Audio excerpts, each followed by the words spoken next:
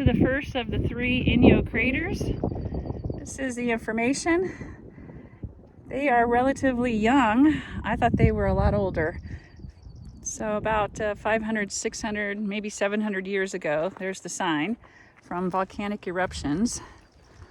And I read that they are about 650 feet across and about 200 feet deep. This is the first one. Look at the color of that water. And it was about a half-a-mile hike.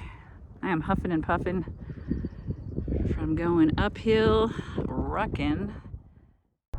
All right, we're at the Inyo Craters. This is number 2 of 3.